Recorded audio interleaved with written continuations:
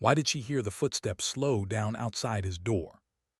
Frank Morrison knew every sound in that hallway. After 12 years in Riverside apartments, he could tell the difference between Mrs. Hernandez's careful shuffle, the eager sprint of the college kid upstairs, even the creak of the landlord's boots. These weren't familiar, heavy, deliberate, too many of them. The television still hummed softly, muted by instinct. His cane rested against the chair, his hand reaching for it with the same muscle memory that had once reached for a rifle. 87 years old, shrapnel still buried in his left leg, heart steady but thudding harder now. The first kick rattled the frame, the second cracked it, the third split it wide. Three shadows burst through, young, strong, hungry in the wrong kind of way. "Don't move, old man," one of them snapped, the kind of voice that thought it had power. Frank stood anyway, his back straightened by decades of drilled discipline, not by the brittle bones age had left him with. His cane was in his hand. A weapon. No, but something. Marines don't surrender their ground, not even when their bodies betray them. "You boys picked the wrong apartment," he said quietly. His words carried more weight than his frame. The lead one laughed. "Going to stop us with that stick, Grandpa." The one on his wrist was stronger, fingers like clamps prying at his grip. Frank fought anyway, his leg wobbling, adrenaline burning what little strength he had left. He wasn't afraid of pain. He wasn't afraid of them, but he knew the truth he wouldn't hold out long. That's when the other door opened. A click, a hinge, a voice from across the hall. "Frank, everything okay in there?" They all froze. She stepped into the hallway, blonde hair tied back, work clothes still clinging from a long day. Nothing about her looked dangerous, but something about her eyes, sharp, calm, watchful, carried the kind of presence the three intruders didn't recognize but instinctively feared. The leader sneered, "Mind your own business, lady, go back inside." Her smile didn't reach her eyes. "I think I'll stay right here." Frank heard something in her tone, something layered under casual calm. He recognized it instantly. He had heard it in jungles, in barracks, in the quiet before the firefight began. Military, controlled, measured. Jake, that was the name Frank would remember later, moved toward her. She didn't flinch. She didn't even raise her voice. She simply pulled her phone out, thumb hovering. "I'm calling the police." "No, you're not," Jake lunged. 5 seconds, that's all it took. She pivoted, caught his arm, redirected his momentum, and slammed him face first into the wall. He dropped to his knees before he even understood what had happened. The second man reached for a knife. She swept his legs, pinned him, cut his air off with clinical precision until his body went limp. The third, bigger, stronger, angrier, charged. She slipped inside his strike, drove her hand into his solar plexus, doubled him over, and finished him with a blow so precise it shut his body down like a switch. 15 seconds, that was all. Frank leaned against his cane, stunned, heart pounding not from fear but from awe. He hadn't seen movement like that since Vietnam, efficient, lethal, and almost graceful. The blonde woman, his neighbor, Madison Carter, stood calm, breathing steady, as if nothing had happened. The intruders lay scattered on the floor, groaning, defeated, terrified. One of them managed to ask, voice trembling, Who are you?" She crouched, voice low, steel wrapped in calm. "Someone you really don't want to mess with." Her eyes flicked to Frank. "More importantly, you just tried to rob a decorated Marine veteran. That was your first mistake." Frank's grip tightened on his cane. Decorated, Marine. It had been decades since anyone spoke of him that way, decades since anyone remembered. She rose, unshaken, commanding the room. "Here, how this goes. You're going to leave this building. You're never coming back. And if I hear your names again, if I even hear whispers of you bothering another veteran, I'll find you." The men didn't argue. Pain and fear had already written the answer on their faces. She watched them stumble out. Only when the stairwell door slammed shut did she finally exhale. Her eyes softened when they turned to Frank. "Madison," he said slowly, his voice rasped with disbelief. "What just happened here?" Her smile was real this time, gentle, almost apologetic. "Three guys picked the wrong apartment to rob, that's all." But he knew better. He studied her. That smile didn't hide the alertness in her stance, the readiness still bristling under her calm exterior. It didn't hide the weariness in her eyes either, the same weariness he had seen in himself, in barracks mirrors after long nights in places the world tried to forget. "You're not just some security consultant, are you?" he said. She didn't answer right away. Instead, she looked at his broken door, ran a hand across the splintered wood. "Let's get this secured first, then we'll talk." She disappeared into her apartment, came back with tools no consultant should keep in a hallway closet. Metal brackets, reinforcement screws, efficiency in every movement. Frank brewed coffee in silence, letting the smell fill the apartment, letting the adrenaline settle into a dull ache. He watched her work, watched her move with practiced precision, until finally the truth pressed itself out of him. "In 3 tours in Vietnam," he said softly, "I saw plenty of good soldiers, a few extraordinary ones. The way you moved out there, that wasn't training, that was experience." She paused, tested the new lock, and only then answered. 8 years Army Special Forces, 2 tour Afghanistan, 1 Iraq. Now I work private security for high-value targets." He leaned back in his chair, coffee warming his hands. The words felt heavier than he expected. Special Forces. A woman half his age, carrying a weight he recognized without needing explanation. "Explains a lot," he said. "What was your MOS?" 18 Bravo, Weapons Sergeant. Marine Infantry, 0311, later Squad Leader. 2nd Battalion, 3rd Marines, he offered back. The silence that followed wasn't empty. It was the silence of recognition, of two veterans measuring the space between generations and realizing it wasn't that wide after all. Madison finally sat on the couch, her cup in both hands, eyes steady but softened. Frank looked at her, really looked. For 12 years he had lived in this apartment feeling forgotten, family far away, friends gone or buried, days blending together, the world outside passing too fast for him to keep up. And now here she was, quiet, watchful, carrying something of her own. "You've been keeping an eye on me," he said, not a question. Her lips curled into a small smile. "Since about a week after I moved in, saw the posture, the photographs, put 2 and 2 together. Old habits die hard, we look out for our own." The words hit him deeper than he expected. He stared into his coffee, throat tightening. For months, years, he had felt invisible, just another old man with a cane, another ghost of a war no one wanted to remember, but not to her. She had seen. She had chosen to watch, to stand ready without asking for thanks. "Those credentials you flashed, were they real?" She grinned. "Real enough. DIA clearance through my employer, technically not lying, just letting them draw conclusions. And the part about me being under federal protection. Fabrication, but they believed it, that's what mattered." His laugh startled even him. It felt strange in his chest, warm, almost young. "I think I like your style." They sat together, words falling quiet. A Marine veteran and a former Special Forces operator. Different wars, different scars, same unspoken bond. Finally she rose, setting her cup aside. "You should rest. Tomorrow I'll call a locksmith to fix this right. Tonight you're safe." He struggled to his feet, cane steadying his body more than his pride wanted to admit. "I don't know how to thank you." She paused at the door, turned back. Her eyes softened, not with pity but with respect. "You don't need to thank me. You served your country. You earned your Purple Heart. You deserved better than what those men had planned. I was just in the right place at the right time."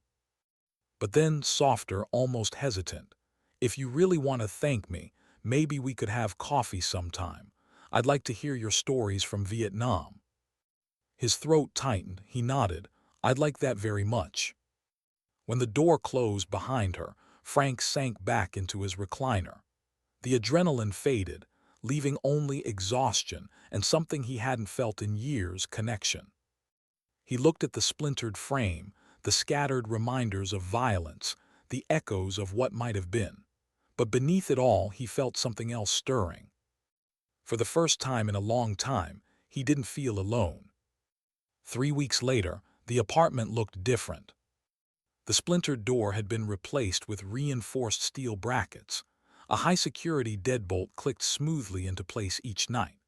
The hallway, once dim and unreliable, now glowed under brighter bulbs. A new camera above the stairwell tracked every face entering or leaving the building. Word had spread fast. Nobody in the neighborhood could say for sure what happened that night in 3B, but whispers carried weight. Some said federal agents were stationed in Riverside now. Others claimed an old Marine had backup on speed dial. Whatever the truth, the petty thieves, the prowlers, the desperate kids looking for an easy mark, they all gave Riverside a wide berth.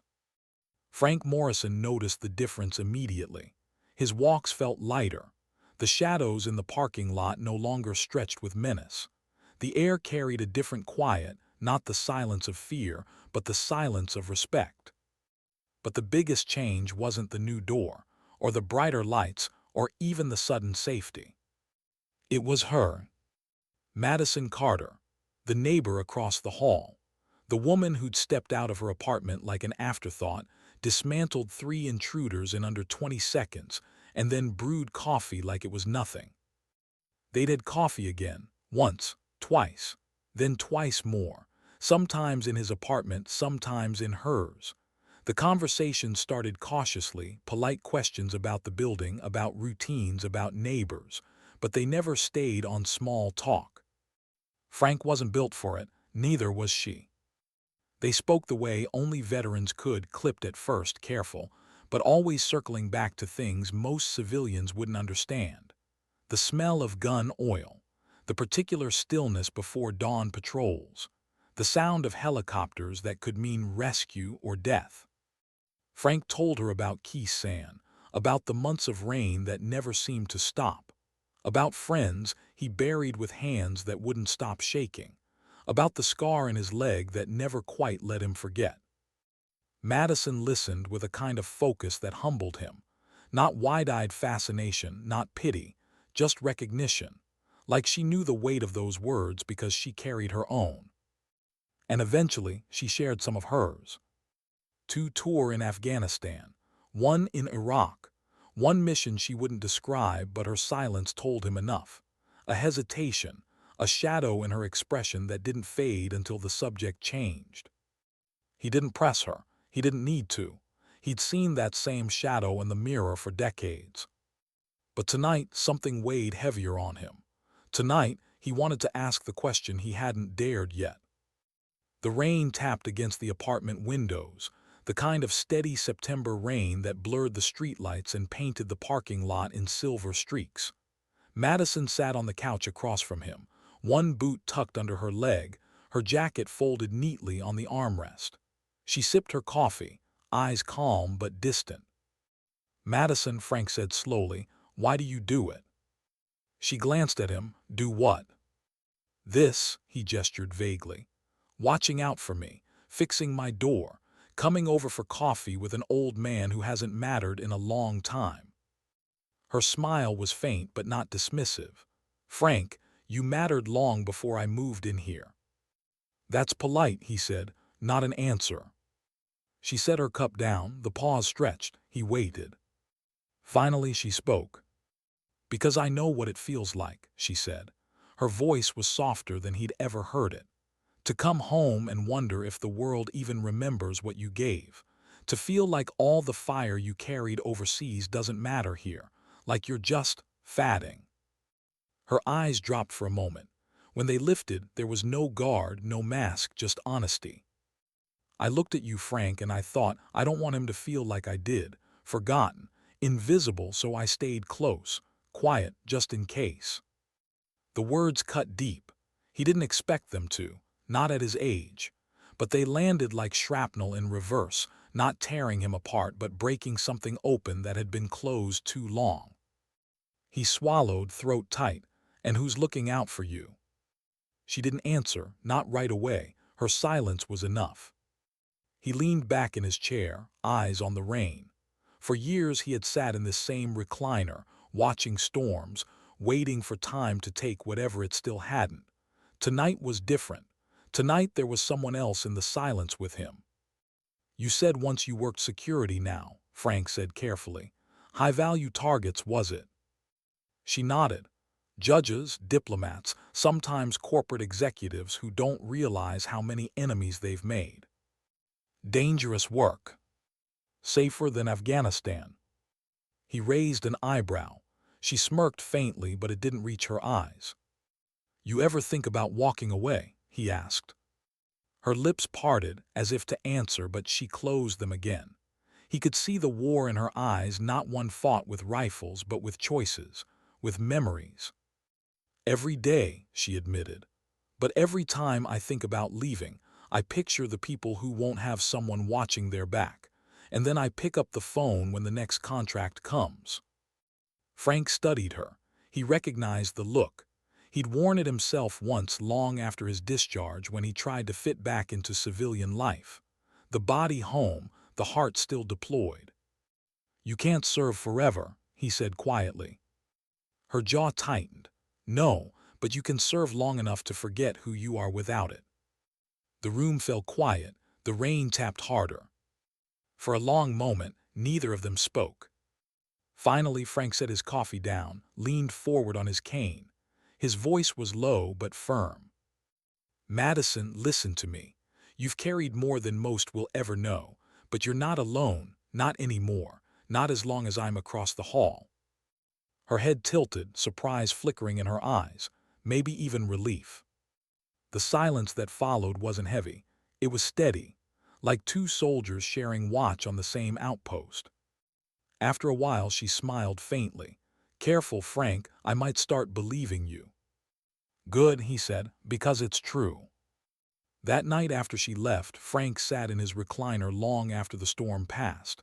The building was quiet. His apartment smelled of coffee and rain. He should have felt tired. Instead, he felt awake. Something had shifted, not just safety, not just gratitude. It was purpose. For the first time in years, he wasn't just existing. He was connected. He mattered not because of medals in a frame, not because of wars long past, but because someone had seen him, chosen to stand beside him. And though he would never say it out loud, he felt something else. A responsibility.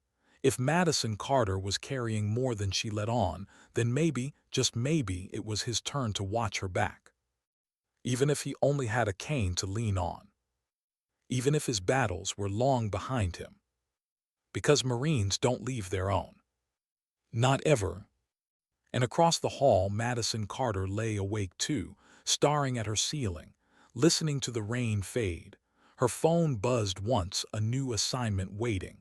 Another city, another client, another week of calculated risk. She exhaled slowly, then turned the screen face down. For the first time in years, she considered saying no. Madison's phone buzzed again the next morning. She had ignored it the first time, but missions don't wait. The text was short. "Client confirmed. Detroit to D.C. departure tonight."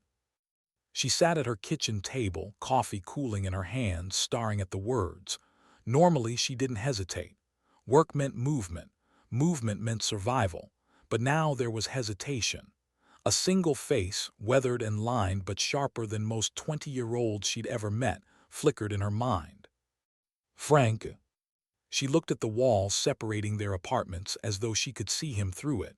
Last night's words hadn't left her. "You're not alone. Not anymore." It unsettled her, not because it was untrue, but because it was the first time in years anyone had said something like it and meant it. Still, duty called. By noon, she was tightening straps on a compact duffel, methodical and quiet. Her Glock, her passport, a folder of documents she wasn't supposed to keep. Her movements were smooth, efficient, but her mind was elsewhere. A knock interrupted her thoughts. Not heavy, not hurried, just steady. She opened the door to find Frank leaning on his cane, his other hand gripping two coffee mugs. "Morning, neighbor," he said. She almost laughed. "You walked 3 steps with hot coffee just to bring me one." "Marine Corps taught me balance," he said, handing her the mug. "Besides, you don't strike me as someone who eats breakfast, so I figured caffeine might keep you upright." She smirked, accepting the mug. "You're not wrong." He stepped into her apartment without asking, the kind of ease that comes only after combat-level trust. His eyes scanned her duffel. His brows lifted. "Another job?" She nodded. "Couple days, maybe a week." He studied her, not prying but not blind either.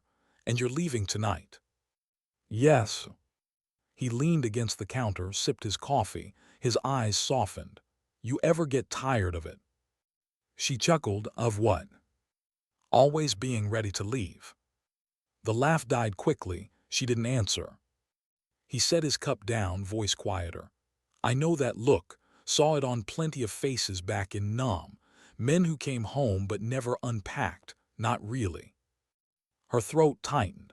She turned away, fussed with her gear, pretending to adjust straps that didn't need adjusting. "You know what scares me?" he asked. She turned back, surprised by his tone, not sharp, not commanding, just fragile honesty.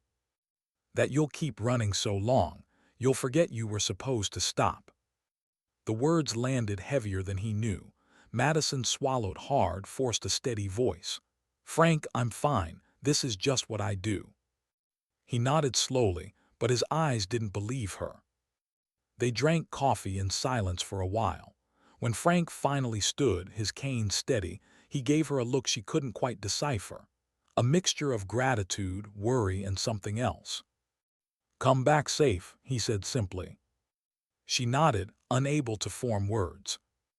The assignment was straightforward, at least on paper. A corporate attorney with enemies in 3 countries. Detroit to D.C., a week of shadow detail, then return. Madison had done harder jobs with less preparation. But her mind wasn't sharp, it wandered. On the plane, she stared out the window, replaying Frank's words. His stories from Vietnam. His laugh, the real one she'd coaxed out of him after weeks of silence. The way he'd said "you're not alone" like it was an oath. She hated herself for it. Distraction gets people killed. But every time her eyes closed, she saw his apartment door splintering open. 3 men flooding in. His frail body bracing, refusing to bend. His voice steady despite his shaking leg. "You boys picked the wrong apartment." The mission blurred. Her body moved through the motions, her instincts sharp as ever, but part of her was still in Detroit. Still across the hall from an old Marine who deserved better than to sit alone. And then 3 days in, the call came. Not from her employer, not from the client, from a number she didn't recognize. She almost ignored it, but something in her gut twisted. She answered. "Miss Carter," a voice clipped official. "This is Officer Daniels, Detroit PD. You're listed as an emergency contact for a Frank Morrison. Is that correct?" Her chest tightened. "Yes, what happened?" "There was an incident outside his building. Attempted burglary, broad daylight. Mr. Morrison's fine, but—" The voice faltered, as if choosing words carefully. "He confronted one of them with his cane." Madison's hand clenched around the phone. "And?" "He's at Henry Ford Hospital. Non-life-threatening injuries. But we thought you should know." Her jaw locked, she barely heard the rest. Hospital, injuries, confronted. She ended the call, her heart hammering, her vision tunneling. The noise of D.C., the traffic, the chatter, the client's voice somewhere behind her, all of it disappeared. Her thoughts narrowed to one truth. Frank had stood his ground, again. And she hadn't been there. By the time she got clearance to leave, the week felt like a blur. The client complained. The agency reminded her of her contract. None of it mattered. She booked the first flight back. Detroit smelled like rain when she stepped off the plane. She didn't even go home first. She went straight to the hospital. The nurse looked surprised when Madison gave Frank's name. "Family?" she asked. Madison hesitated, then said, "Closest he's got." Room 214 smelled like antiseptic and old coffee. Machines hummed softly. And there he was sitting upright in bed, a bandage around his wrist, another on his forehead, cane leaning against the wall. "About time," he said, voice gruff but steady. Madison stopped in the doorway. Relief hit her so hard it felt like anger. "You're unbelievable." He smirked faintly. "So I've been told." She stepped closer, trying to keep her composure. "You could have been killed." "Been there before." "Frank." He cut her off with a raised hand. "Madison, look at me. I'm alive, still breathing. And I wasn't about to let some punk walk off with Mrs. Hernandez's purse while I stood by watching." Her jaw clenched. "That wasn't your fight." His eyes sharpened, the same steel she had seen the night of the break-in. "Every fight's mine if it's on my doorstep." Silence, heavy, charged. Madison sat, hands trembling despite herself. For years she'd been the one stepping in, the one carrying weight others couldn't. But here he was, 87 years old, refusing to bend, refusing to be sidelined. "You're going to get yourself killed one of these days," she whispered. His smile was small, almost sad. "Better than dying alone in a chair, waiting for the news to tell me the world's still burning." Her throat tightened. She couldn't argue. For the first time she saw it clearly. Frank wasn't just stubborn. He wasn't reckless. He was still a Marine. Even if the body failed, the heart hadn't surrendered. And she realized something that shook her more than she wanted to admit. She wasn't watching over him. They were watching over each other. That night, long after visiting hours ended, Madison sat by his bed anyway. The nurses didn't chase her off. Maybe they recognized something in her posture, the same thing Frank had seen months ago. She watched him sleep, his chest rising and falling, the lines on his face softened by rest. She thought about every assignment she'd taken, every night she'd guarded strangers who paid for her vigilance. And she wondered if maybe this, sitting in a hospital chair, watching over an old Marine, mattered more than any of it. Because sometimes duty isn't written in contracts. Sometimes it's written in broken doors, in shared coffee, in the quiet promise between two veterans across a hallway.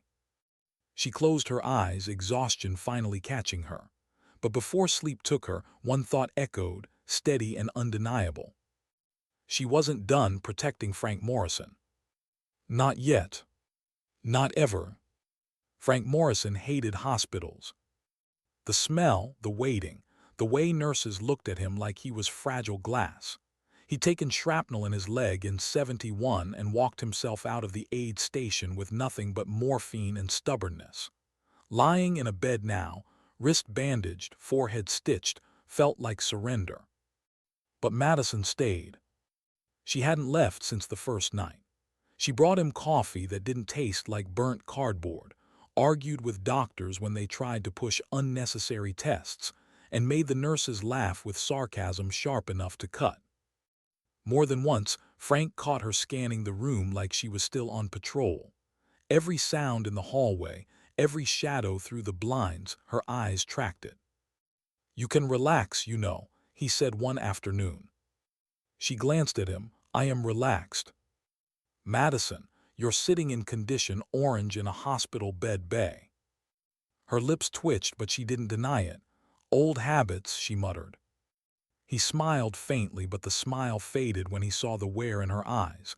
Not just vigilance, fatigue, a weight she carried every hour, even in the safety of sterile white walls. "You ever turn it off?" he asked softly. Her silence was answer enough. 3 days later, they discharged him.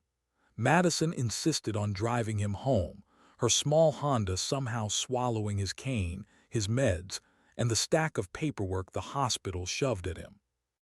The apartment building felt different when they walked in. Frank's reinforced door gleamed under the brighter hallway lights. A new camera blinked red above, but the quiet wasn't comforting. It was too still. Madison noticed it first. She paused halfway up the stairs, eyes narrowing. "What is it?" Frank asked. She shook her head. Nothing, but her jaw tightened. Inside his apartment, she set his bag down and immediately checked the windows, the lock, the angles.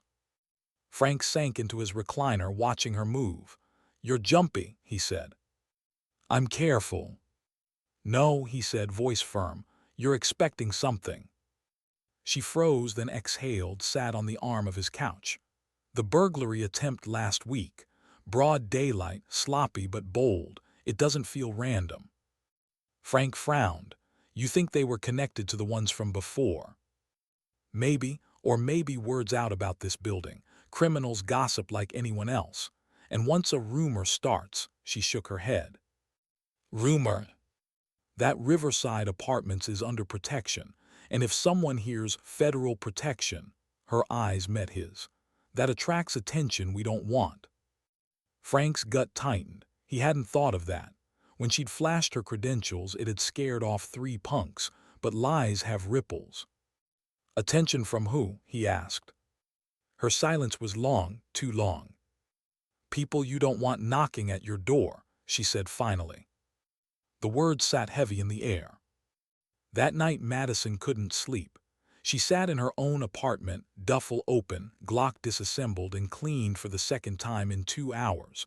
Her mind replayed the hospital call, Frank's bloodied forehead, his stubborn voice.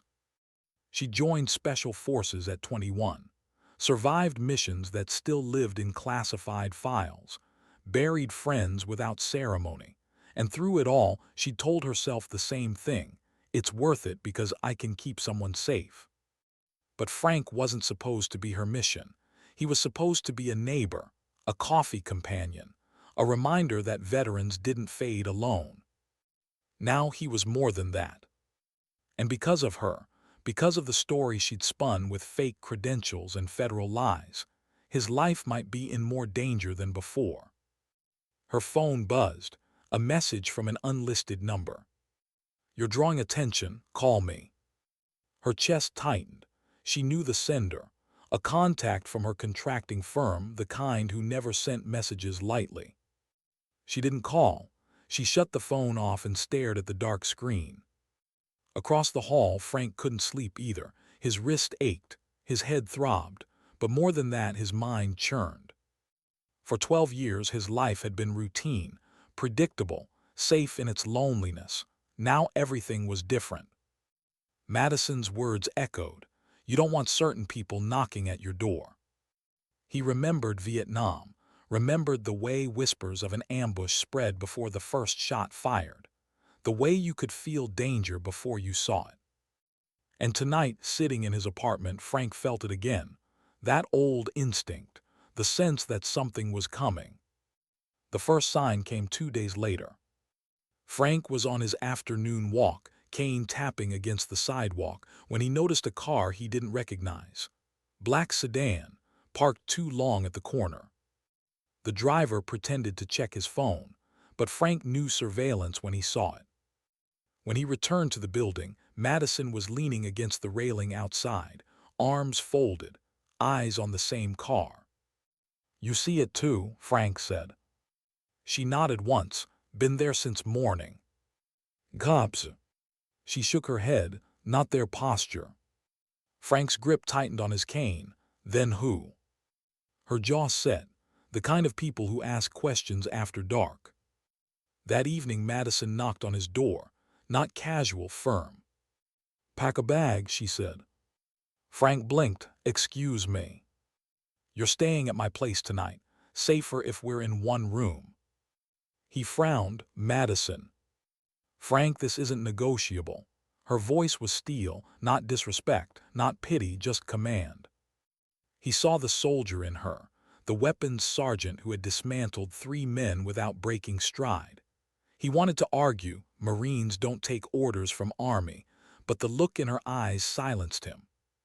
So he packed a bag, a change of clothes, his meds, and the photo of his squad from Vietnam, edges worn soft from decades of handling. When he stepped into Madison's apartment, he was surprised. It was neat, but not sterile. Books lined one wall, history, strategy, even poetry. A small plant sat on the windowsill, not what he expected from a soldier who lived like she could deploy any second. "Couch is yours," she said. He set his bag down. "Thanks." For a moment, they stood in silence, the weight of the situation pressing between them. "Madison," he said finally, "who are they?" Her eyes stayed on the window, scanning the street below. "The kind of people," she said quietly, "who don't care if you're 87 or 27. If they think you're connected to me, you're leverage. And leverage gets used." The words chilled him more than the hospital ever had. He tightened his grip on the photograph in his pocket. For the first time since Vietnam, Frank Morrison understood. The fight wasn't behind him. It was walking back into his life. And this time, he wasn't sure who it was coming for, him or her. That night, neither of them slept. Frank lay on the couch, eyes on the ceiling, listening to the soft click of Madison checking her Glock across the room. He thought about his age, his cane, his limitations. And for the first time in years, he hated them. Because Marines protect their own. And right now, his own was a blonde soldier across the hall who was carrying too much weight alone. His body might fail him, but his will hadn't, not yet. And if danger was coming, then Frank Morrison was going to meet it standing. The black sedan didn't leave. 2 days passed and it was always there, sometimes at the corner, sometimes across the street, sometimes farther down as if it thought distance might make it invisible, but it never disappeared. Madison saw it. Frank saw it. They didn't talk about it much during the day, but both of them felt the weight of its presence. On the third night, Madison stood at her window, arms folded, watching the car under the sodium glow of the streetlight. Frank sat on her couch, the photograph of his squad resting on his knee. "They're not locals," she said finally. Frank looked up. "How can you tell?" "Locals get bored. These guys don't blink," she exhaled. "They're waiting." "For what?" "For me." The words sat heavy. Frank tightened his grip on the photo, his knuckles pale. "Then they've already made their first mistake." She turned to him. "Frank." "No," he said firmly, eyes sharp. "They came here, to this building, to my home. You think I'm just going to sit while they circle like vultures?" "You don't have to fight this fight," she said quietly. His laugh was bitter. "I've been fighting since Nam. The day I stop is the day they put me in the ground." She wanted to argue, but the steel in his voice silenced her. The confrontation came sooner than either expected. The following evening, Frank insisted on taking his usual walk. Madison didn't like it, but she wouldn't cage him either. She walked beside him, her stride easy, her eyes scanning every reflection, every alley, every idle figure on the street. Halfway down the block, the sedan door opened. 2 men stepped out, suits, clean, wrong for the neighborhood. Their movements were precise, measured, not street thugs, professionals. "Evening," the taller one said, his voice smooth but cold. "You must be Madison Carter." Madison stepped slightly in front of Frank, body loose but ready. "You've been staring at my building for 3 days. Thought maybe you were shy." The man smiled faintly. "We're not here to make trouble." His eyes flicked to Frank. "We're here for you." Frank's cane tapped once against the sidewalk. "You're already making trouble." The second man's gaze hardened. "Mr. Morrison, we need to ask you some questions." "Then you can knock on my door in daylight like decent men," Frank said. The taller man ignored the jab. "We know about the break-in. We know about the credentials Miss Carter displayed. We know this building has unusual protection." Madison's jaw clenched. "Who are you with?" The man reached into his jacket. She tensed, hand twitching toward her Glock, but he only produced a card, plain white, no logo, just a name and a number. Think of us, he said softly, as people who prefer order, and we don't like when order is disrupted. Frank snorted, spooks. The man's smile didn't fade. Retired Marines don't usually interest us, but when private contractors start making federal claims, people pay attention. Wrong people. Madison's voice was ice. You've had your introduction, now leave. The taller man studied her for a long moment, then nodded. We'll be in touch. They walked back to the sedan, doors shut, engine roared, and then they were gone. But Frank knew it wasn't over, not by a long shot. Back in the apartment, Madison paced, restless. DIA, CIA, private intel firms doesn't matter. They've sniffed us out, and now they think you're part of it. Frank sat in his recliner, cane resting across his knees. Because you told those punks I was protected. Yes, she admitted, and I'd do it again. But it painted a target on me. Her voice broke slightly. I was trying to keep you safe, Frank. He looked at her for a long moment, then nodded. I know. Silence settled, heavy, charged. Finally Frank said, so what's next? She stopped packing, her eyes softened. Next, we stay sharp, we stay ready, and if they come, we don't flinch. Frank smiled faintly. Now you sound like a Marine. The days blurred, surveillance, shadows, quiet tension in every breath. Frank noticed Madison sleeping less. She'd sit by the window at 2 a.m., watching the street, Glock within reach. Sometimes he'd hear her in the hall, packing like a caged animal. One night he couldn't take it anymore. He knocked on her door. She opened it, eyes tired, hair pulled back, the lines of exhaustion etched deep. Frank, she said, surprised. You're going to wear yourself into the ground, he said. I'm fine. No, you're not. You're running yourself like you're still 25 and deployed. Her jaw clenched. What else am I supposed to do? Trust someone else to watch the door. Her eyes flickered, she almost laughed. And who's that supposed to be? You. He tapped his cane against the floor. I may not move like I used to, but I can still stand a post. For a moment she said nothing. Then slowly, reluctantly, she stepped aside. That night Frank sat in her chair by the window, cane across his lap, eyes on the street. Madison slept for the first time in days, stretched on the couch.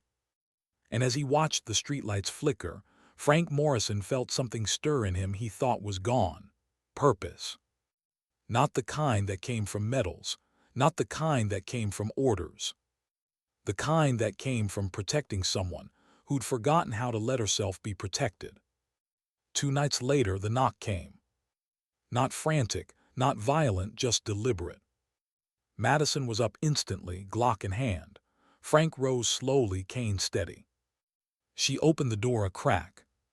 The same man from the sedan stood there, his card still in hand.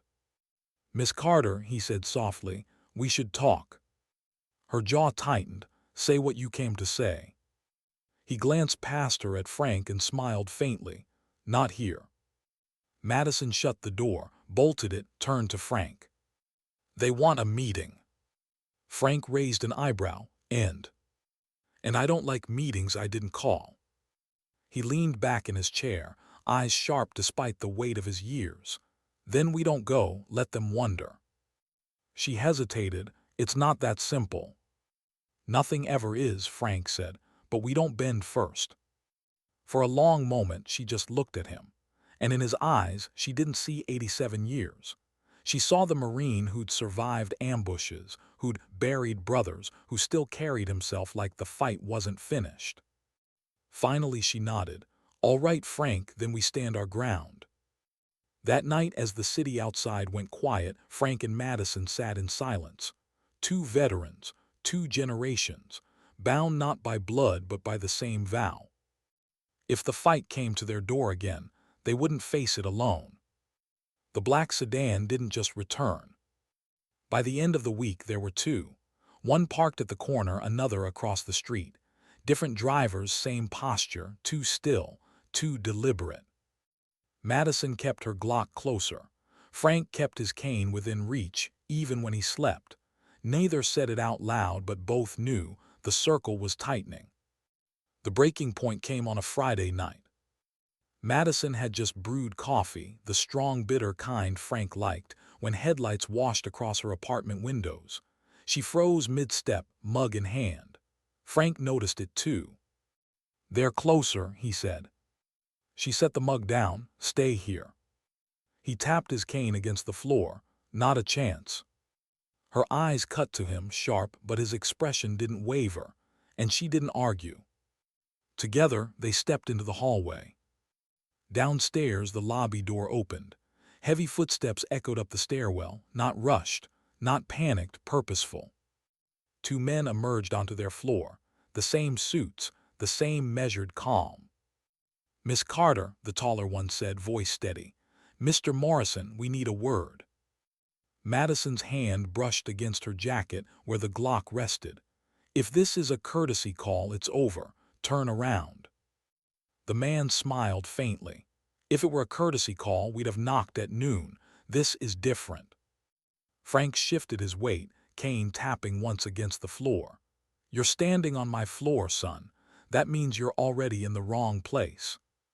The second man raised his hand slightly. "We're not here to fight. We're here to warn." Madison's eyes narrowed. "About what?" The taller one's smile faded. "You made noise, Carter. DIA credentials, federal protection." It drew eyes. "Not ours. Worse. People who don't play by rules. People who saw an old Marine and thought he must know something worth killing for." Frank's grip tightened on the cane. "So tell me plain, are you saying they're coming for me?" The man's eyes met his. "They're already looking." Silence filled the hallway, heavy, unforgiving. Madison broke it first. "And what's your interest?" The man spread his hands. "Control. We don't want unnecessary blood. You disappear for a while, keep your head down, this dies out." "Disappear?" Frank barked a laugh. "I survived numb. You think I'm running from shadows now?" The man's jaw tightened. "Mr. Morrison." "No," Frank cut him off. His voice was steady, sharp, carrying the weight of decades. "You want me gone, you'll have to drag me, and I don't think you have the stomach for it." The taller man studied him for a long moment, then sighed. "Stubborn," he muttered. Madison stepped forward, her body angled just enough to shield Frank. "This conversation's over. You'll leave, now." The second man hesitated, then tugged the taller one's sleeve. Finally, they turned and walked back toward the stairwell. But the taller one paused at the door, glanced over his shoulder. His words were quiet, but they carried. "You can't hold the line forever, and when they come, it won't be with words." Then they were gone. Back inside, Madison paced the room, jaw tight, hands trembling with restrained fury. "They know too much," she muttered. "They know about you, about me, about the bluff with the DIA." Frank eased into his recliner, cane resting across his knees. "Then it's not a bluff anymore. If people believe it, we use it." She stopped packing, turned to him. "Frank, this isn't a street brawl. If they think you're tied to federal protection, they'll assume you're valuable, and valuable targets don't just get robbed. They get removed." His eyes didn't flinch. "Then let them try." Her chest tightened. "You're not invincible." "And neither are you," he said gently. "But together, we make them think twice." The words silenced her, not because they were naive, because they were true. That night, Madison set up a rotation. 2-hour shifts, one watching, one sleeping. Frank protested, but she didn't back down. At 3 a.m., he found her by the window, rifle scope in hand, scanning the street. Not a rifle, just the scope. Quiet, efficient. "You're burning yourself out," he said. She didn't look away. "So are you." He eased into the chair beside her. For a long moment, they sat in silence, the glow of the streetlights painting their faces in pale gold. Finally, he spoke. "When I was in Nam, there was a kid in my unit, 17, lied about his age to enlist, brave as hell. But every night he'd sit up like you are now, watching the tree line like the world depended on it. One night I told him, "Kid, if you don't close your eyes, you won't be able to keep them open when it matters." Her lips twitched. What happened to him? Frank's gaze hardened. Patrol, ambush, he didn't flinch, saved 3 men before they got him. The silence that followed was thick but not empty. Shared, understood. "You remind me of him," Frank said quietly. Her throat tightened. She looked down, blinked fast. "That's supposed to be a compliment. It's supposed to be the truth." 2 days later, it escalated. Frank was returning from his walk when he noticed movement near the entrance. Not the suits, different men. Harder, edges sharper, not watching, waiting. He tapped his cane against the sidewalk, deliberately louder, eyes meeting theirs. They didn't flinch. "Inside," he told Madison. Her face went still, too still. "That's them," she said quietly. "Them. The ones I was afraid of. Not intel suits. Not cops, contractors, mercs. The kind who don't care about laws, only paychecks." Frank's chest tightened. "And they're here for me." "No," she said, eyes like steel. "They're here for me, you're just leverage." He leaned on his cane, jaw set. "Then they'll find leverage isn't so easy to move." That night Madison spread a map across her kitchen table. Entrances, exits, sightlines. Frank studied it with her, mind sharper than he expected at 87. "You've been planning like this every day," he said. She nodded. "Since the first break-in." "And you didn't tell me." "I didn't want to drag you into it." He tapped his cane against the floor, firm. "Too late for that. You dragged me in the second you knocked those punks on their backs."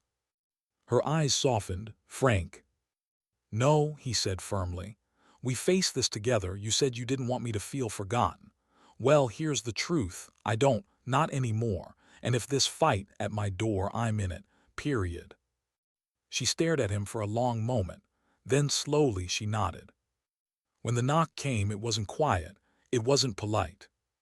It rattled the door frame. Madison and Frank shared a look. This time, neither of them moved first. Because they both knew the fight had arrived. The knock rattled again, harder this time. Not a request, a demand. Madison motioned Frank back with one hand, her other sliding under her jacket. Glock ready. Her breath slowed, her heartbeat steadying in the way only years of training could manage. Frank didn't move far. His cane tapped once against the floor, not nerves, not weakness. A warning. A voice called through the door, low, controlled, too calm. "Miss Carter, Mr. Morrison, let's make this simple." Madison's jaw tightened. She called back, voice sharp. "You've got 10 seconds to step away before I stop being polite." A pause, then laughter, not amused, cold. "You think this is a negotiation?" The next sound was the crack of metal against wood. A crowbar. The reinforced frame groaned. Frank shifted his grip on the cane, eyes narrowing. "Guess they're not shy anymore." Madison's mind raced. She had seconds, maybe less. She dropped to one knee, pulled a compact tool from her duffel, and snapped the lights off. Darkness swallowed the apartment, broken only by the faint glow from the street lamps outside. "Stay behind me," she whispered. The door splintered, then it gave. 3 men poured in. Not the suits, not punks, heavier, harder, tactical vests, boots that moved without wasted sound, professionals. The first man swept a flashlight across the room. The beam cut through the dark, but Madison was already moving. She sidestepped, grabbed his wrist, and drove her shoulder into his chest. The flashlight clattered to the floor. A muffled grunt, then silence as she twisted, precise and brutal, until he went limp. The second lunged. Frank didn't think. Instinct overrode age. His cane whipped sideways, cracking against the man's knee. The merc stumbled, curse spilling out. Madison finished it, a strike to the throat, another to the solar plexus. The man dropped hard. The third didn't rush. He stood in the doorway, calm, watching. Tall, broad-shouldered, a scar cutting from his temple to his jaw. His voice was steady, unhurried. "You haven't lost your touch," he said. Still fast, still ruthless. Madison froze. The Glock wavered in her hand just for a heartbeat. Frank caught it, saw something he hadn't seen in her before. Not fear, recognition. "Who are you?" Frank demanded. The man smiled faintly. Someone she used to know. Madison's voice was a blade. "You don't belong here." "Neither do you," he said. "Not anymore." The words cut deeper than the crowbar. For the first time since Frank had met her, Madison hesitated. Her stance was solid, her grip sure, but her eyes, they carried a flicker of something else. Memory, regret. The scarred man stepped farther into the room, unhurried. "You left, Carter, walked away, but you don't just vanish, not from us, and not from me." Frank's cane tapped against the floor, sharp. "You're in the wrong place if you think you can take her." The man's gaze flicked to Frank. "The Marine, the decoration on the wall, that explains why she bothers with you," he smirked. "Your bait, nothing more." Frank's grip tightened. His legs shook, shrapnel reminding him of limits, but his eyes burned steady. "You try me, son," he said. "See how much fight 87 years still carries." The scarred man almost laughed. "Stubborn, I see why she likes you." Madison's voice cut through the tension. "You're going to walk out Jason, now." Jason. The name dropped like a stone in the room. Frank's mind turned it over, a name spoken like history. Jason tilted his head. "Still giving orders, still pretending you're not exactly like me." "I'm nothing like you," Madison spat. "You're exactly like me," Jason said softly. "You just traded uniforms for guilt." Her breath hitched just slightly, enough. Frank saw it, the wound behind her eyes, the one words like Jason's could tear open. "Don't," Frank said, voice sharp. "Don't you dare try to drag her down to whatever hell you live in." Jason smiled, not at Frank, at Madison. "He doesn't know, does he? He doesn't know what you did, who you left behind."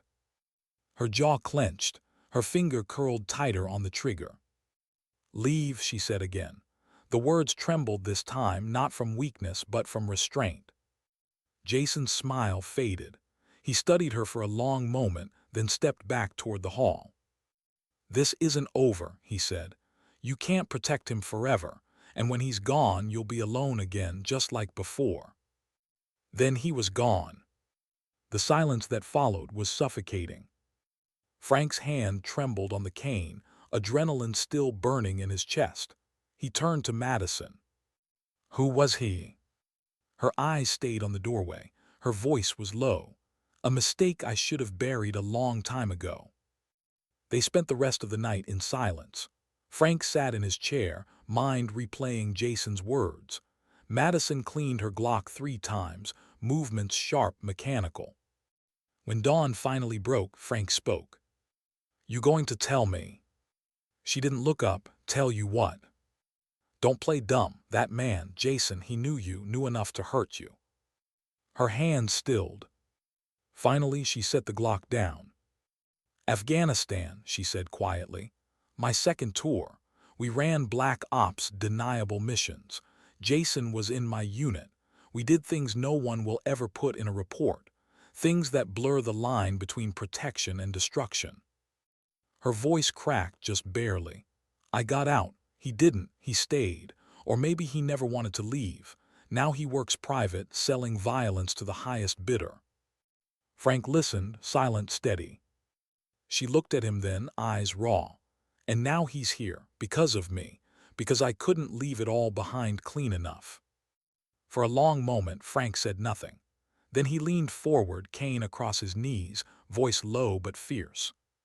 "Madison, whatever ghosts you carry, they don't change who you are now. Last month you saved me. You stood between 3 punks and an old man with nothing but a cane. You did that, not Jason, not the unit, you." Her throat tightened. "Frank." "No," he said firmly. "You're not him. Don't let him make you believe you are." The silence that followed wasn't empty. It was fragile, honest. For the first time, Madison looked like she might break, but she didn't. She took a slow breath, steadied herself, and nodded. The building was quiet that day, too quiet, no sedans, no footsteps. But both of them knew it wasn't over. Jason had said he'd be back. And men like him didn't bluff. That night Frank sat in his recliner, staring at the photo of his squad. He thought about the boys he'd led, the ones who didn't come home. He thought about Madison, young, scarred, carrying a weight he recognized all too well. And he realized something. This fight wasn't about survival anymore. It was about redemption, hers, his, maybe both. When Madison came in from her watch, eyes shadowed but steady, Frank spoke. "You're not alone in this, Madison. Whatever comes next, you hear me." She studied him, something unreadable in her gaze. Then she nodded, "I hear you." And for the first time since Jason's knock, her shoulders eased. But outside, down the block, headlights flickered. The black sedan was back. And this time it wasn't alone. The headlights didn't move. Two sedans this time, parked across from Riverside apartments, engines humming low, shadows shifting inside. Madison stood at the window, arms folded, every muscle in her body wound tight.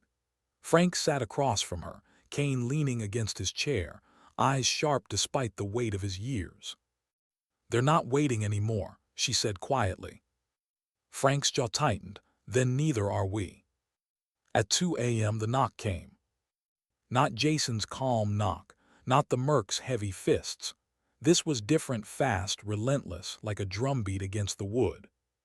Madison motioned for silence. She drew the Glock, checked the chamber. Frank reached for his cane. His hands didn't shake. The knock stopped. Then the door exploded inward. 3 men rushed in, tactical gear gleaming under the dim light. Jason followed, slow, deliberate, scar catching the glow. "Evening," he said softly. "Told you this wasn't over." Madison stepped forward, Glock steady. "You should have stayed gone." Jason smirked and missed this reunion. The first merc lunged. Madison's shot cracked through the apartment, sharp and deafening. He went down hard, chest armor dented, gasping. The second swung at her, knife flashing. She sidestepped, slammed her boot into his shin and drove an elbow into his throat. He collapsed, choking. The third turned toward Frank. Frank rose, cane in both hands. The merc sneered at the old man until the cane struck. Hard, low, sharp enough to buckle his knee. Frank followed with a strike to the jaw. The merc stumbled back, shocked. "Wrong Marine," Frank growled. Jason clapped slowly. "Still quick, still sharp, but you can't win this."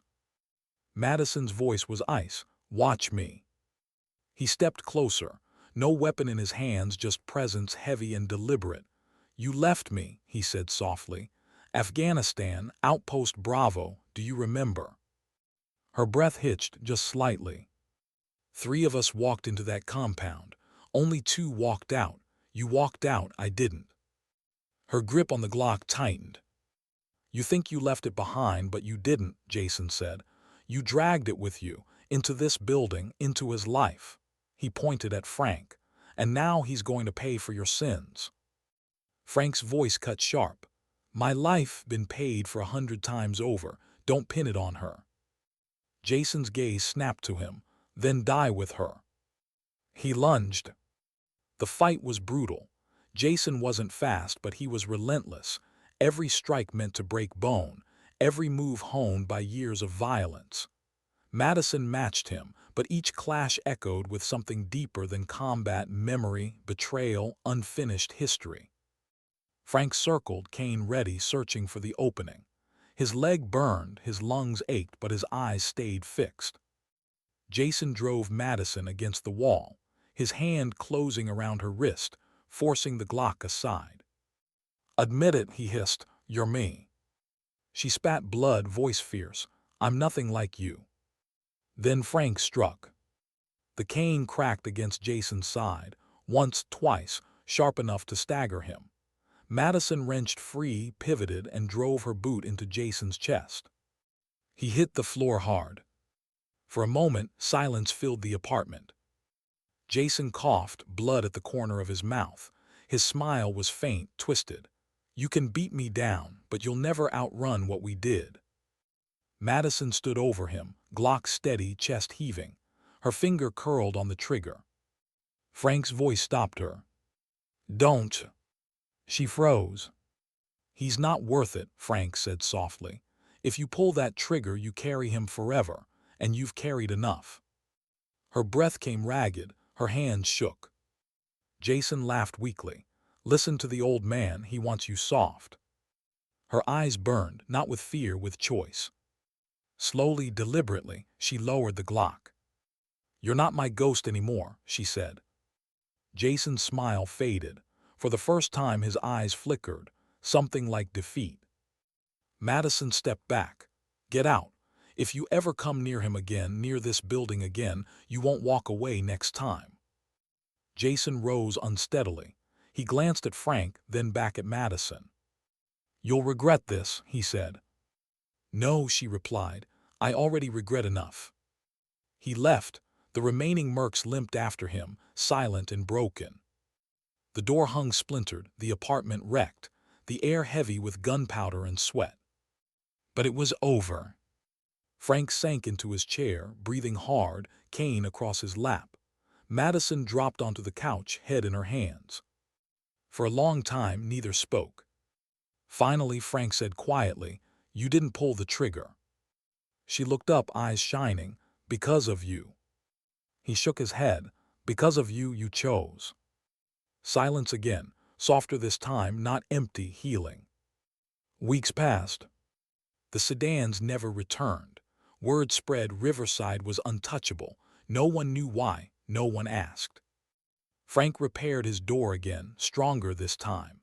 Madison helped, hands steady on the tools, her movements less restless than before. They shared more coffee, more stories. She told him about Afghanistan, about the things that haunted her. He told her about Vietnam, about boys who never grew old. They didn't pretend the ghosts were gone, but they carried them together. One evening, as the sun set orange over the city, Madison and Frank sat on the balcony, quiet. "You know," Frank said, "for 12 years I thought I was forgotten, just another old Marine waiting out the clock." She turned to him, "And now?" He smiled faintly. "Now I've got a neighbor who fights like a storm and drinks coffee like a Marine. I'd call that purpose." Her throat tightened. She looked away, blinking fast. "Madison," he said softly, "whatever you think you left undone, whatever you think you owe, you don't owe it to ghosts. You owe it to yourself, to live, to stand tall, to let yourself breathe again." For the first time in a long time, she let herself believe it. Months later, the building was quieter, safer. Madison still worked her contracts, still carried the weight of her past, but she came home differently now, not to an empty apartment, to a friend, to a fellow warrior. Frank still walked every afternoon, cane steady, steps slower but not hesitant, because he knew someone was watching his six. And sometimes, late at night, when the world was silent, both of them remembered that night in the hallway. When 3 punks thought they could take an old man. When a blonde neighbor stepped out, calm and unshaken. And when 2 warriors from different generations discovered that sometimes survival isn't about strength alone.